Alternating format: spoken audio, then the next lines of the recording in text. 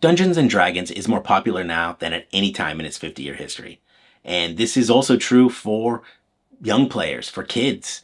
There are the Young Adventurers guidebooks and actual plays like The Kids Table, which features kids playing Dungeons and Dragons.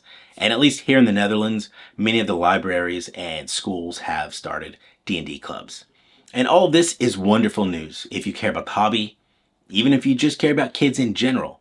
We all understand the great benefits of playing D&D.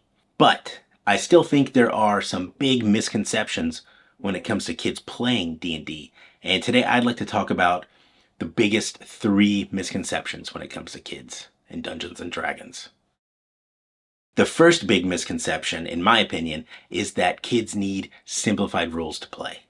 And there are some prominent voices in the D&D community who promote 5e, specialized simplified rules for kids to play. And while I'm sure these are great tools for people who are unfamiliar with the game, if you're already playing or running Dungeons and Dragons, there is absolutely no reason that you need to use simplified rules so that your kid can keep up. That is just not the case, that at least in my experience. I've been playing with kids as young as 6 years old, and I know other people who've played with kids 4 and 5 years old. That's an extreme case, but for the most part, kids can understand the rules. The biggest problem here is that you don't want to introduce all of the rules up front, right? You introduce the rules as they're needed at the table.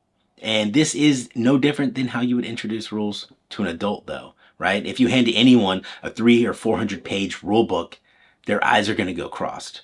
So I think this is just a wild misconception.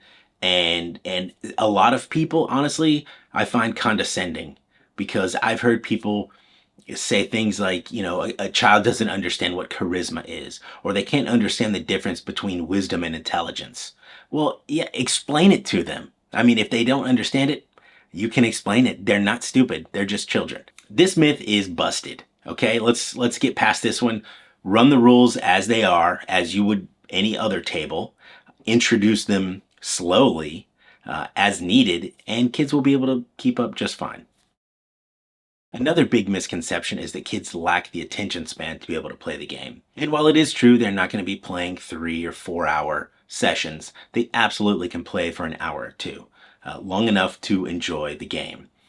Now, your approach is going to be a bit different when running a game for kids, because their attention spans are a bit different. They need to be engaged with differently than adults. But many adults also struggle to pay attention. So, you're going to use the same kind of tactics and tools that you do to make sure your adult players are engaged with your kids. You might just implement it a little bit differently. I have a video on this specific topic that you should check out to help you set the right expectations, and it gives you a few tips. But kids absolutely can play D&D.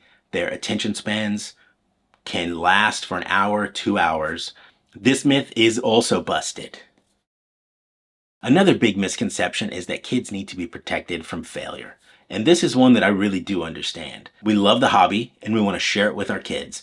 And we can easily think that the more resistance that we put up to them having fun, at least what we think is them having fun, the less likely it is going to be that they come back. If they are struggling to accomplish a goal, or maybe their character dies, they're not going to want to return to the table.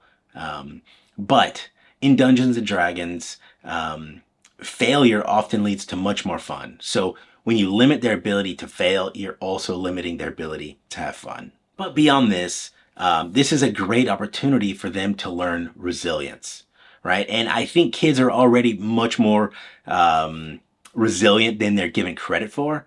But this is a good way for them to learn and develop that skill in a safe, controlled environment. So go out there and just kill those player characters, I mean, no, I mean, I'm only half joking. But kids are more resilient than they're often given credit for, and they don't need to be protected. And failure leads to fun, right? So this myth is also busted. So I hope we've cleared up some things. My goal with this channel and with this video in particular is to encourage adults to introduce Dungeons and Dragons to kids. You know, your niece, your nephew, your children, your students. I think more people, more young people should be playing Dungeons and Dragons and other RPGs. So go out there and introduce the game to the kids in your life.